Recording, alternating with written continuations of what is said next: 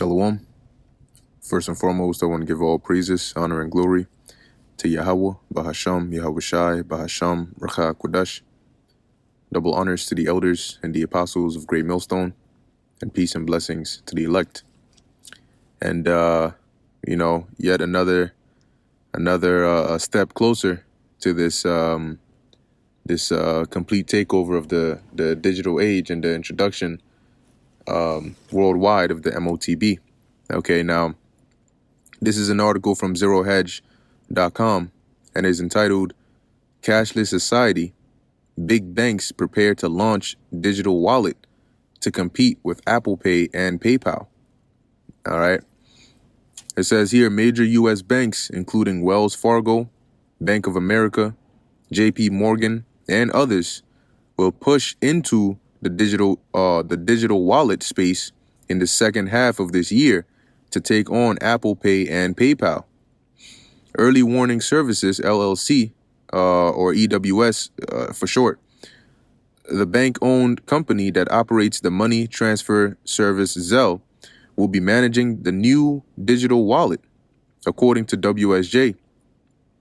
The wallet has yet to be named, but will be separate from Zelle and allow shoppers to pay at merchants' online checkouts with linked debit and credit cards.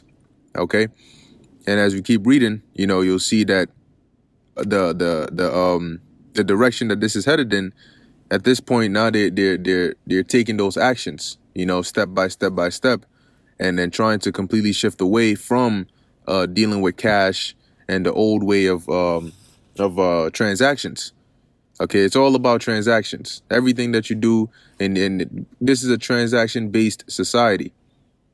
If you stop and you think about everything you do, 90 to 95% of the things you do are transaction-based.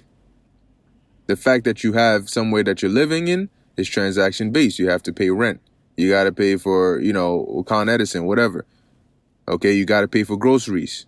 You got to pay for your phone service, your bills. You got to pay for all of that. That's all transaction-based. If you want to get from one location to another, if you're driving, you pay for gas. If you're taking a bus, you pay the fare. If you're taking a train, if you're taking an Uber, Lyft, you're paying for it. It's all transaction-based. Okay? When you go to the store to buy things, you pay taxes. Everything. If you do not make transactions, you cannot live in this society. All right, you cannot live in this society. You get a ticket, you got to pay it. So literally, the way you roam about and you perform your day-to-day activities is all based on transactions.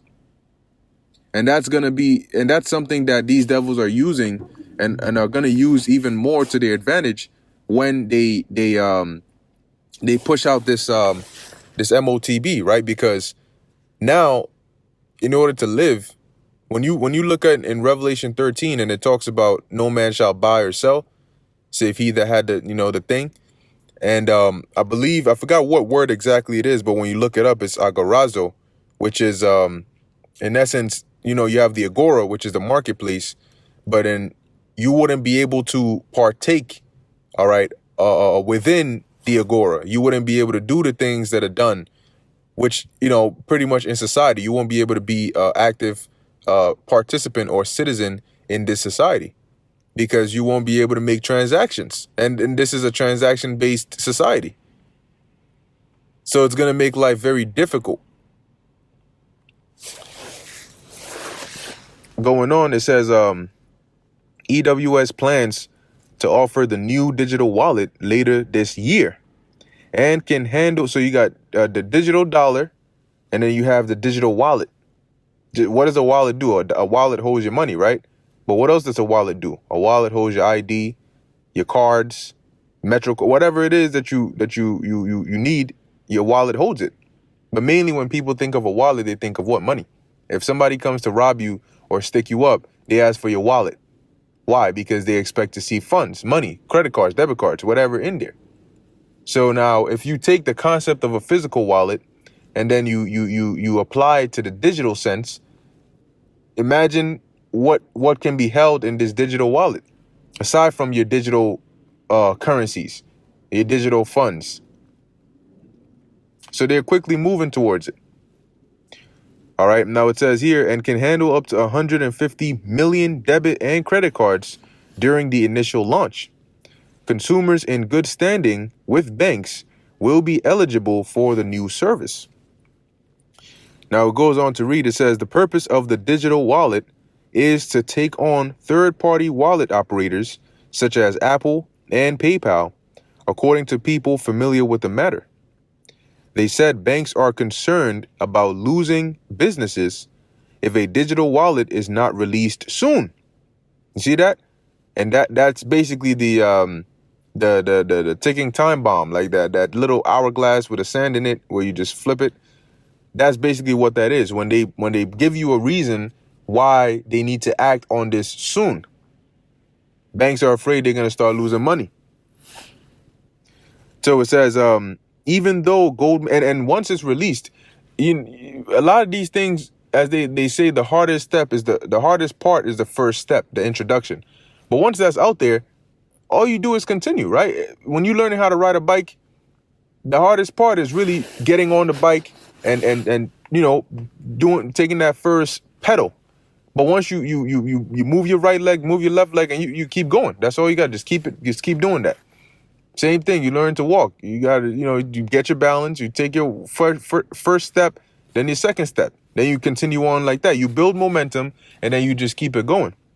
So once they introduce this and it's out there, then they can just keep on continuing on that momentum, building upon it. That's what they do, right? They came out with the first iPhone, then the second one, and now they on what, the 10th, 11th, 12th, releasing them like it's nothing.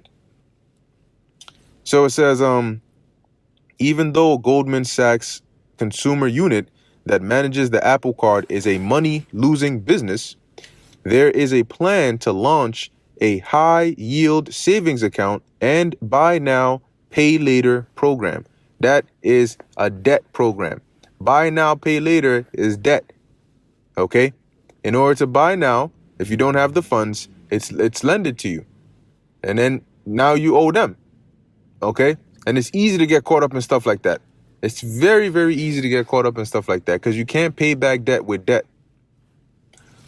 So it says here, the move towards electronic and contactless payments. There you go, contactless. All right, contact. And contactless payments. Where we at? Has been gradual, but could soon. Now listen to this. The move towards electronic and contactless payments has been gradual, but could soon be thrown into hyperdrive. Okay? If enough consumers adopt EWS's new wallet. And we won't stop with just EWS. There's always a pioneer, and then comes the rest. It was during the Big C-demic when the government, Federal Reserve, and corporations urged people to avoid unnecessary physical transactions that increased the push towards a cashless society.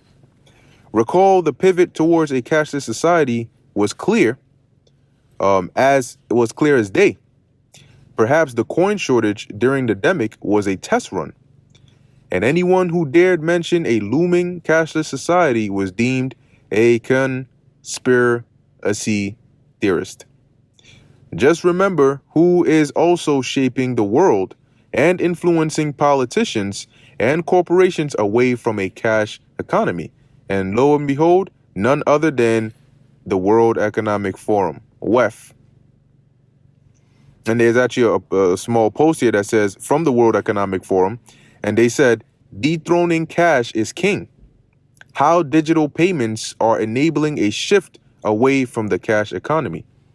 And the shift away from the cash economy is a shift closer to your digital enslavement. It says the dystopic view is that a cashless society could mean governments and corporations will have even more control over our wallets.